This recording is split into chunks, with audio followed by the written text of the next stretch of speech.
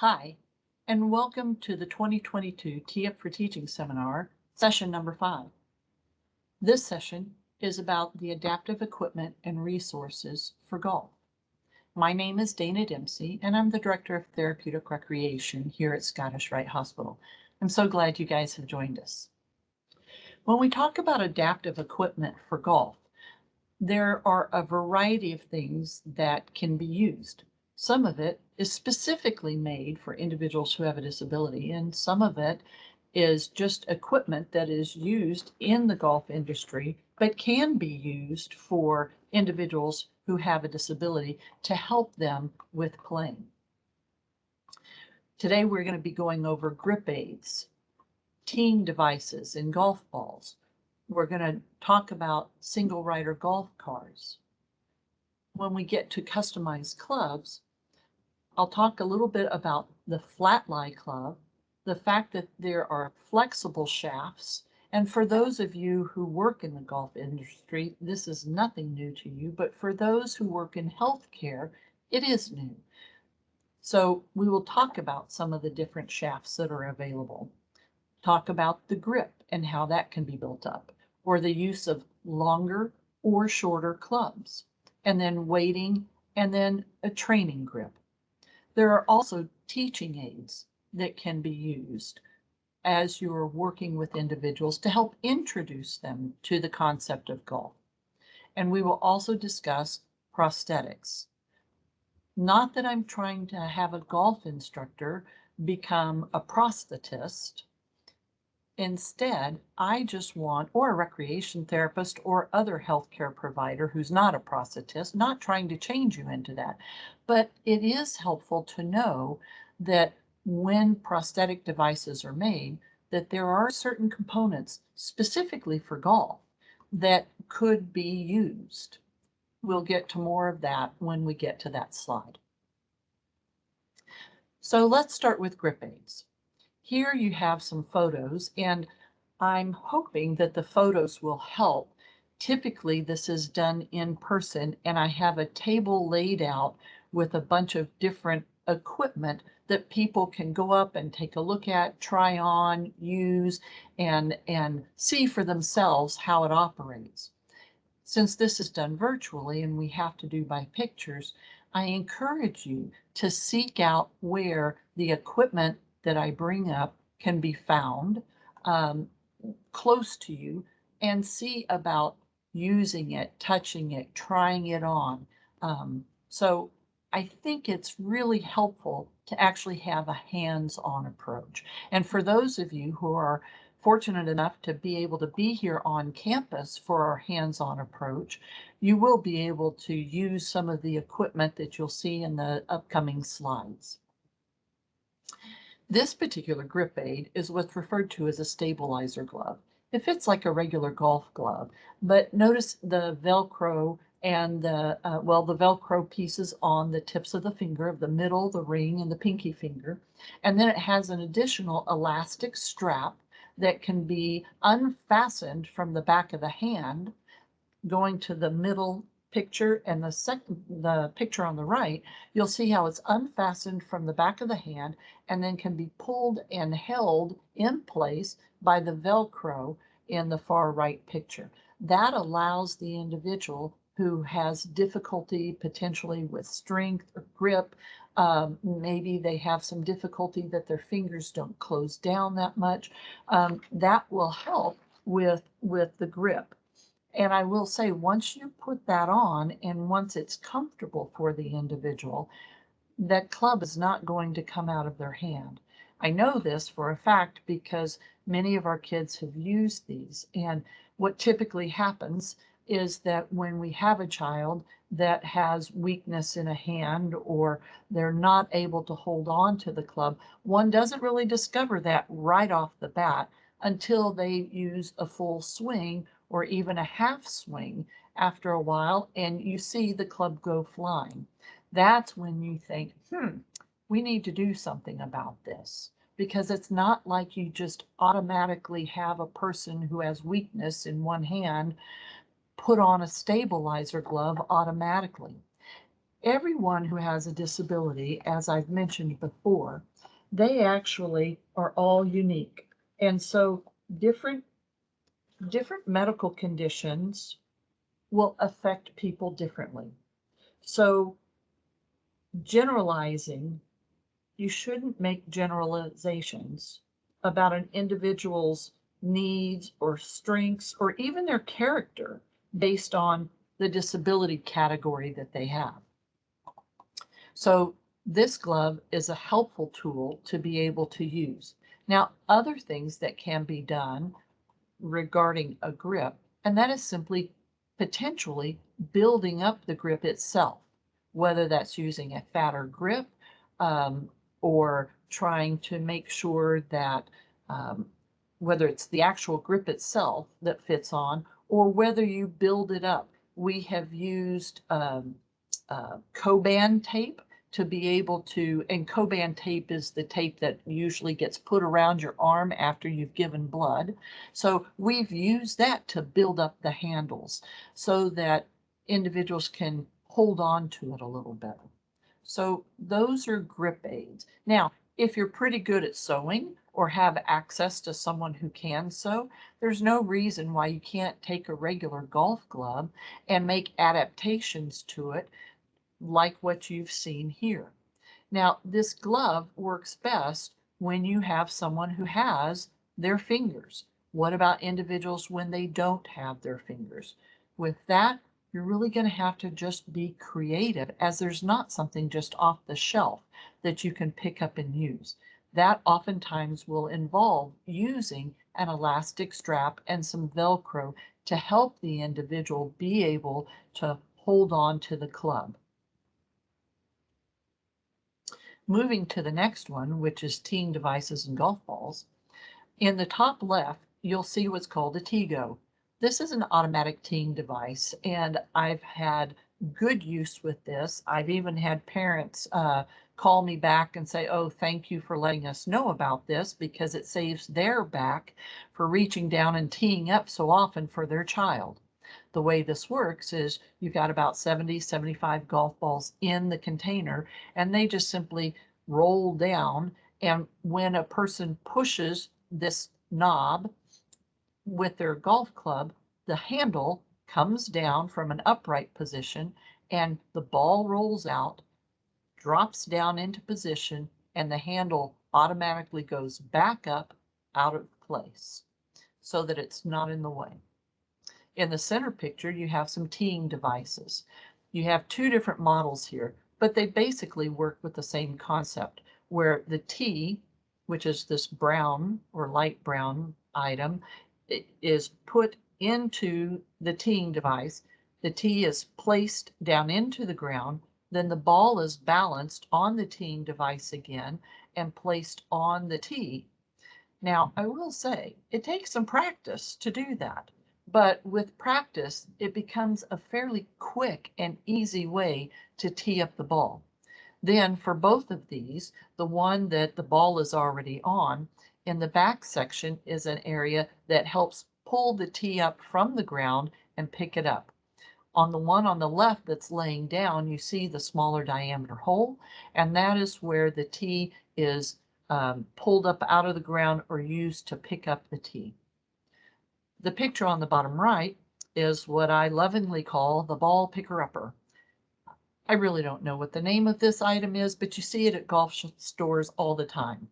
And so it can fit on the back of any club and is often used to pick the ball up out of the cup, but it can be used to pick the ball up off the ground for anything.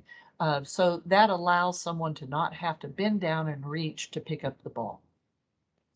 Finally, on the top picture, almost golf. The almost golf balls are a short flight, softer golf ball that really flies true, much better than, say, a wiffle ball that really gets pushed around because of the wind, and the wind doesn't have to be all that much. However, the almost golf ball has a good flight, yet because it is a restricted flight ball, it's safe to use in smaller areas. For example, I use it here at the hospital all the time, not only outdoors, but also indoors. So That is something that can be easily purchased either on Amazon or through local golf shops. Now we're going into single rider golf cars. There are really three primary single golf cars out on the market that I have seen used. There used to be some others, but over time they are no longer available. The Solo Rider is one of the predominant single rider golf cars out on the market.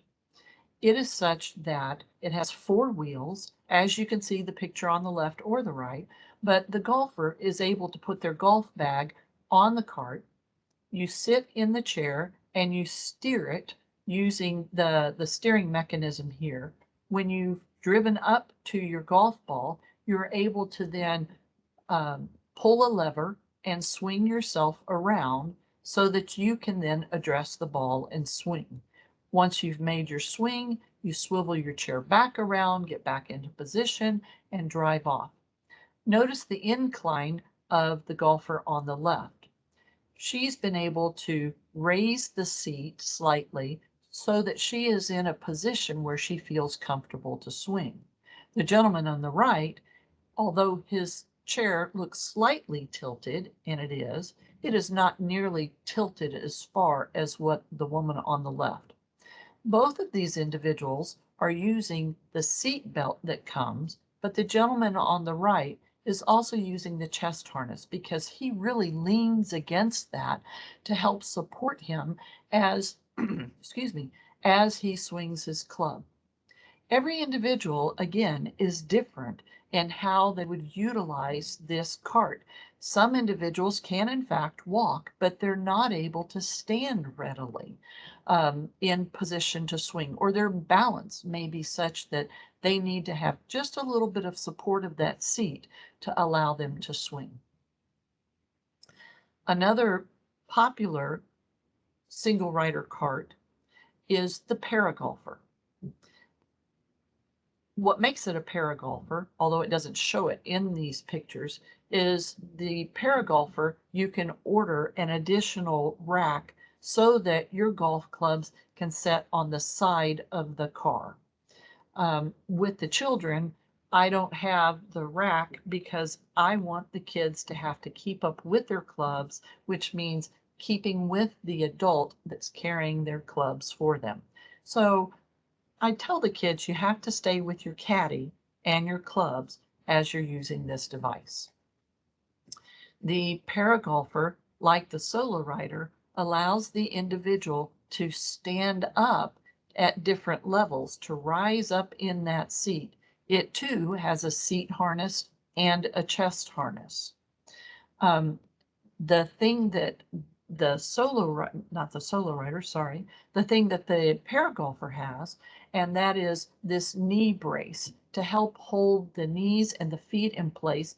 And it also has an adjustable foot plate because you would not want the golfer's feet to just be dangling and have them simply hanging from the chest harness in the chair.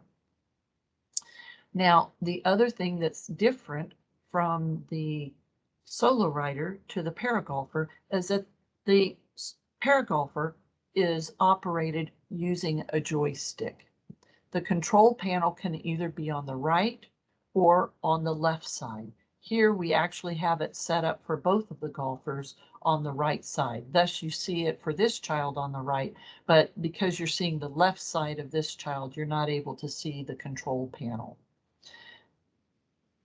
Notice that this child on the right uses a US Kids orange color club, and because of that, we're teeing up a little higher. With the use of a single rider golf car, clubs don't necessarily have to be altered uh, regarding the lie angle of the club, but instead they can use slightly longer clubs or shorter clubs, whichever they're most comfortable with, to be able to play. And therefore, just a standard angle of the club will work when you're playing from the single rider car. The third single rider golf car that I'm aware of, although I must say I have not used this Eagle 736, um, nor do I know of others who have used it, but I wanted to let you know that it is out on the market and it is available.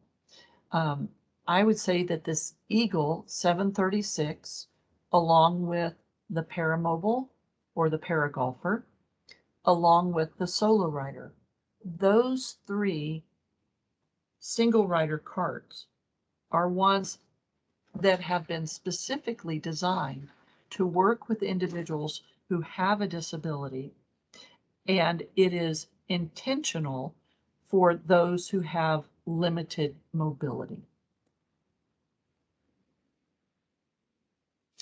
Customized clubs. There could be a lot said about customized clubs, but we only have a limited amount of time. So let's kind of go through some of the information, and let me start off with, for the most part, the best way to have your club or the club of the student fit well is to have a custom club made. That doesn't have to cost hundreds and hundreds of dollars. In fact, it would be a good idea to go ahead and have one custom club or two custom clubs made to fit you properly so that you can use those as you are learning, as you are helping to teach. And this really, information really goes to the therapists who aren't as familiar with golf clubs and custom clubs, but the patients that you're working with really only need one, maybe two, an iron and a putter in which to use as you are working with them as part of their rehabilitation to introduce them to golf. So let's talk a little bit about the lie angle. I like this picture because it is probably one of the best I've seen that really explain what the lie angle is.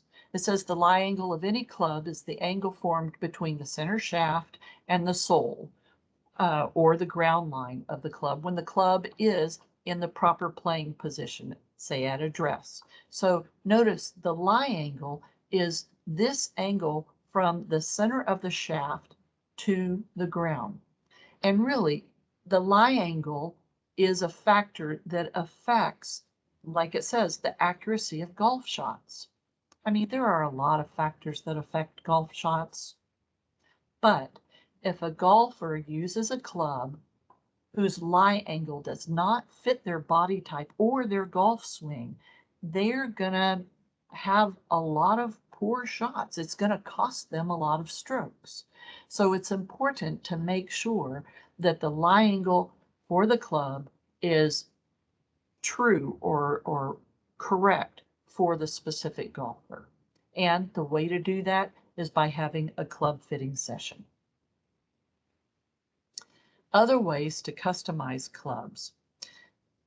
Here you've got a few clubs that have had a steel shaft that has been, or an aluminum shaft actually, that has been bent so that it helps to create a flatter lie angle.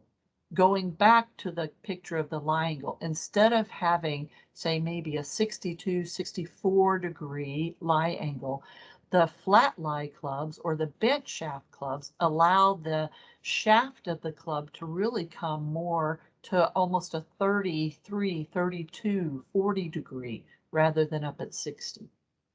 I think you'll see that in some of the pictures here in just a moment.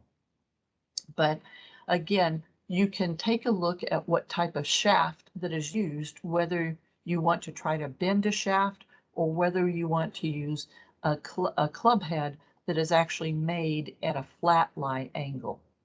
So there are different types of shafts, not only metal shafts, but graphite shafts, which provide more flexibility. And if you really want flexibility, use a Kevlar shaft, because that's almost like a fishing pole where you get that snap. And the more flexibility generates faster club head speed, which can translate into further distance. So as I said, these are a couple of examples of woods that have been made with a bent shaft. On the left-hand side is a customized club. It's a putter that was made so that a person playing from a seated position, because people have different heights of wheelchairs or different heights in their single rider cart, um, it's important to also have the proper angle with a putter. In this particular one, it was designed and made so that it could be used by a right-handed golfer where the shaft comes out to this side, or if you loosened the hex head nut and brought the shaft over to the other side, it could be used for a lefty. So the intention is once the golfer who's playing from a seated position finds the proper angle at which they can putt, roll the ball on the green, then you use the Allen wrench to be able to secure it down, and you have your putter set up. All three of these clubs were made by Mr. Gary Pickle of Pickle's Custom Golf. He had done an excellent job in customizing clubs for a number of years for many of our children in our Learn to Golf program, and it saddens me to say that he recently passed. Additional custom clubs, there is a company called Bang, B-A-N-G, Bang Golf, and this is the link for being able to go directly to the various club heads. As I mentioned before, notice the flat lie to the club. Here's a Bang club on the far right. Notice how this area, which is referred to as the hosel, has a different angle than what this hosel has. This is a junior club actually, and would be one for a child who is standing, playing from a standing position, whereas this would be for a person playing from a seated position. When you click on that link, it takes you, as I said, to the website for Bang Clubs. You can buy the heads only and have a custom club made by your local club maker, or you can go ahead and buy them assembled. And notice I kind of am impressed with the lie angles from 37 all the way up to 44. So not to belabor that or to get too technical, but I do want you to know that having the proper lie angle for a club is really important if the golfer is going to be successful. Moving on to some teaching aids, Snag Golf is a really good set of equipment. Stands for starting new at golf. Uh, I've used this indoors and outdoors. They have equipment. The targets are all Velcro. The balls are like almost the size of tennis balls. They're fairly dense, and so they stick really well. These are the launching pads that the balls are on.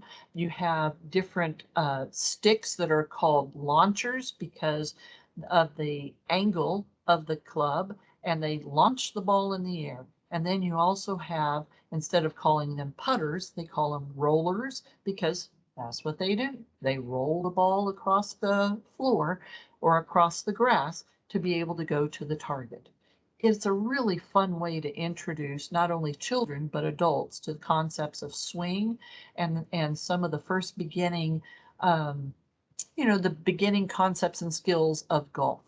I also like that it comes with the little hula hoop where it's a marker that you can put on the ground to help show the individual where they should stand.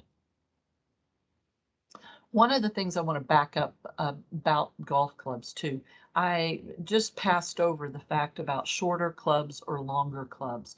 Um, Club shafts, for those therapists who aren't as familiar, they're pretty long when the parts are purchased, and it's up to the club maker to then cut it down to the proper size for the height of the individual.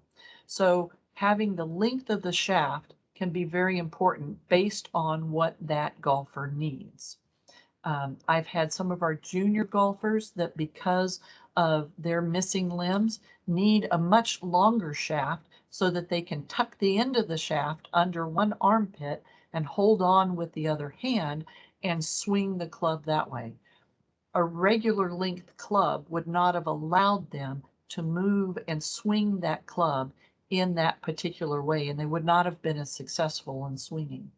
There's also ways to weight the club heads, and that is a factor to consider. But again, as a therapist, your job is to introduce golf to the individuals you're working with and connect them with a golf instructor and club maker who really can grow them in the game. So therapists who are out there listening to this know that, again, you really only need a couple of clubs to start using golf with the patients that you're working with. Prosthetic devices. As I said before, I'm not trying to make anybody into a prosthetist because that would take years of education and training. But I think it is helpful to recognize that there are a number of components out there that make up a prosthetic device. Yes, you've got a socket that holds on to the residual limb, whether it's an upper extremity limb or whether it is a lower extremity limb. And then you have a terminal device for upper extremities that are specifically designed for golf. This particular one and the one in the picture on the left both have a channel cut out of the device so that at the smaller end of the shaft, the golfer can insert the club in and then slide the terminal device in their arm all the way up to where it is holding on to the grip and allow them to swing should they choose to want to swing with both arms.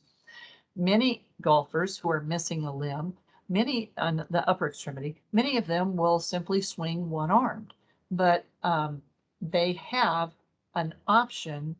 Well, some have an option. It depends on the remaining residual limb.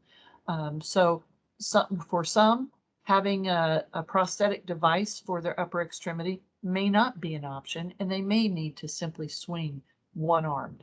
But for others who do have that option, a terminal device as such is something that may help them with their swing. Now, regarding the lower extremities, the legs, you see a number of components here, and the takeaway here is that there are components that can be put on the prosthetic device that will help with balance, that will help with turning motion and twisting motion that the ankles on an individual that has ankles and knees naturally do. So here you have components that try to allow for the movements that would have been normally in knees, ankles, and feet. I think the key takeaway here, if you're a golf instructor and you're working with someone who has a missing limb or multiple missing limbs, talk with that golf student about working with their prosthetist. Let the golf student know that they should talk with the prosthetist and ask if there are additional components that might be available to help improve their balance or improve their ability to move and walk in their swing. Now let's move to some online resources. This is past the adaptive equipment part, but there are a number of online resources. And I have to tell you guys, in the past actually 3 years, there has been an explosion of resources among the golf community and golf organizations to target increasing, growing the game, target inclusion and expansion of the audiences that they're trying to bring into golf. On this particular one, a friend and colleague of mine, Lynette Carty, Director of Inclusion at PGA of America, this is a video of the inclusion guidelines for golf facilities. She does an excellent job, and I encourage you to go ahead and to click on the link in your leisure and watch the video. She walks you through the tools that they have so that you can go back to your facility, take an honest assessment and see where are the areas that you're doing well and where are some areas for improvement, because good can always get better. Another really good resource is Make Golf Your Thing. This is new. In fact, it's only come out in 2022. The homepage for Make Golf Your Thing, and I mentioned it in a previous session about intentional marketing, it is a wonderful resource for you to be able to look through and get tools. They have a listing of national adult golf programs as well as national youth golf programs. So those of you who are not familiar with the various programs, go online, click here for the national golf programs, and then research into what these specific programs involve. Are there ones close to the patients or the junior golfers or adult golfers that you're working with so that they could get involved?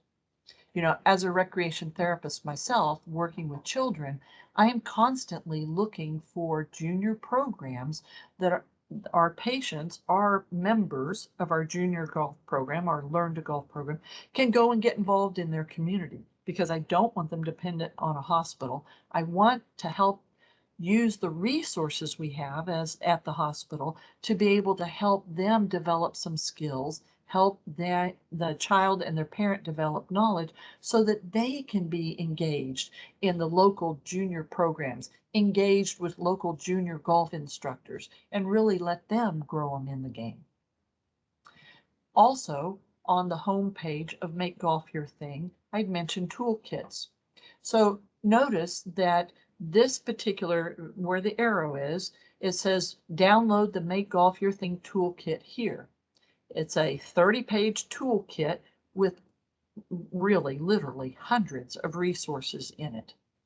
So I will show a little bit more of that a little further on, but it is worth your while to download the toolkit and become familiar with it, because you now have at your literally fingertips and clicking ability resources that have not been available in the past to each and every golf instructor, every facility, and even every medical care provider, every therapist who wants to be able to help individuals who have a disability get involved in golf.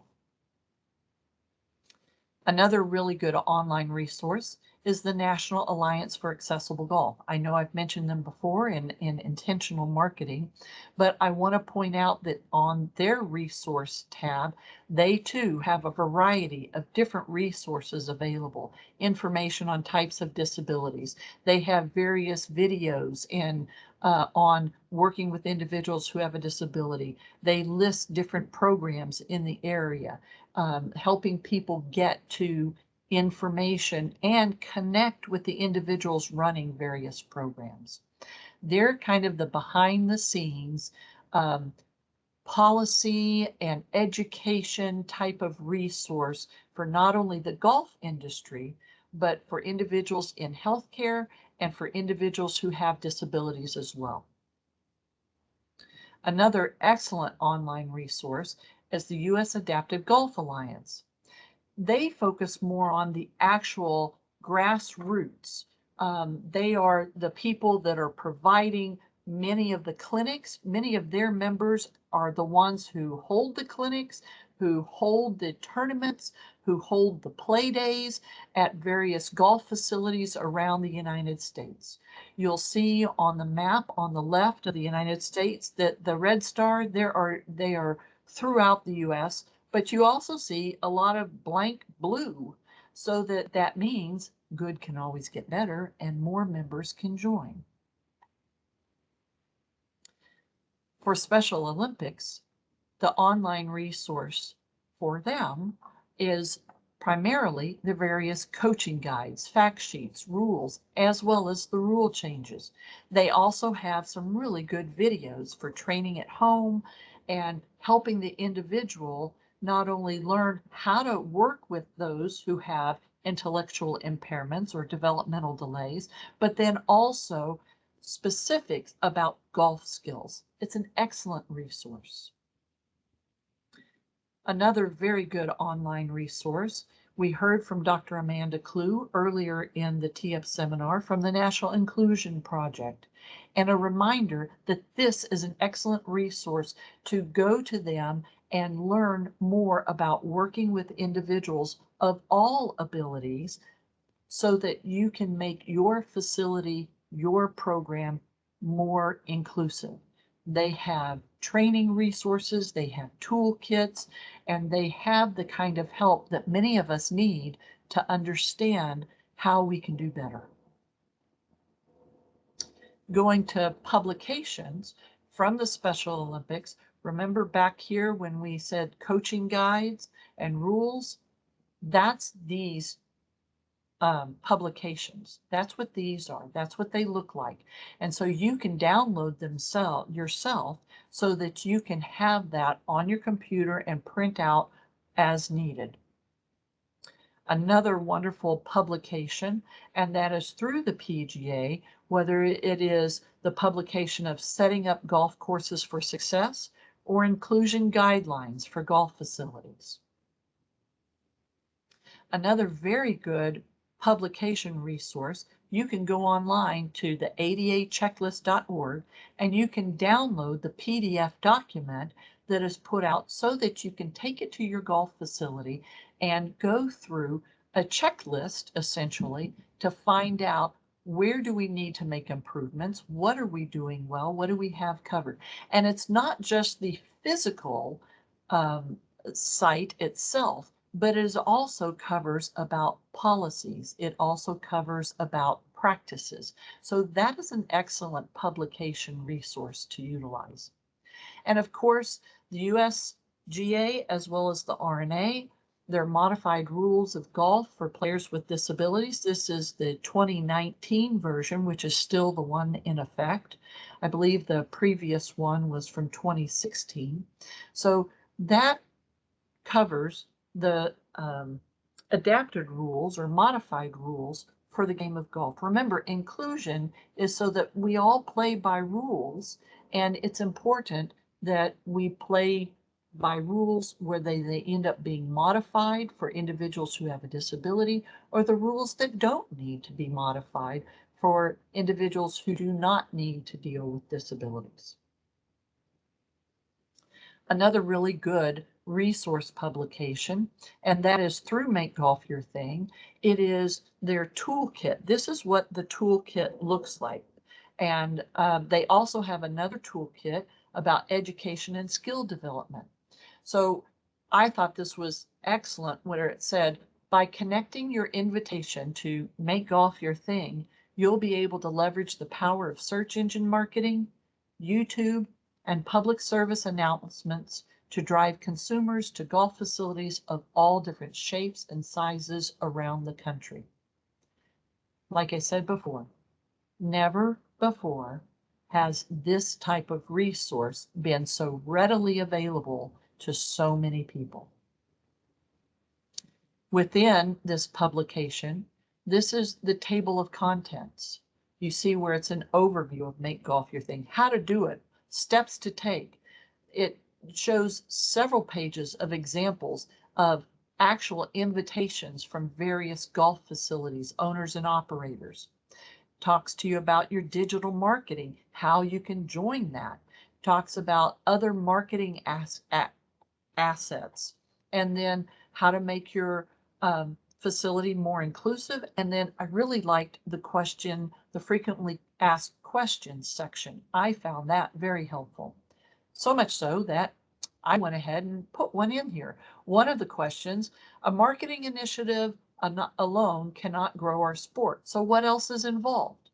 Well, it says in addition to the marketing initiative, there are industry work groups focused on education and skill development, which is creating a more welcoming and encouraging atmosphere at golf facilities. Here you could contact Lynette Carty to talk with her about how you and or individuals at your facility can get additional training. What about Talent acquisition, being able to identify, attracting and engaging talent from diverse backgrounds. Employment is what they're talking about as well. Fostering inclusive workplaces through equitable policies and practices.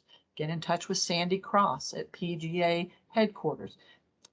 Talent acquisition, get in touch with Scott. Procurement. Many times those in the golf industry supply chain has been really primarily given to a smaller group of individuals. Here they are looking at diversifying the supply chain. Youth and adult player development, Dr. Michael Cooper. Marketing and communications, Matt Corey. So right here among the question and answer section of the toolkit, you have a lot of individuals here available, ready to help you with the needs that you have. So I hope this has been helpful in making you aware of resources that are available, not only with the types of adaptive equipment, but also the resources that are available online and in publications that you can help as you make your facility, your services more inclusive, and be able to reach out to individuals who have a disability and bring them into the game of golf, help them grow in that game. This ends the fifth and final segment of our Tee Up for Teaching seminar today. Please remember to either click on the link or scan the QR code so that you can take the quiz for this session. Remember that in order to receive continuing education credit, you need to complete the quiz. If you'd like more information on how to support or get involved in our Learn to Golf program, please contact us at learntogolf@tsrh.org. Thank you very much for your time, and I hope that today has been very helpful for you. I realize that this is pre-recorded and we're not able to offer a live chat, so if you do have questions, please feel free to reach out and email me at dana.dempsey@tsrh.org. I will be happy to answer your questions or respond with a phone call or a virtual meeting that we could set up.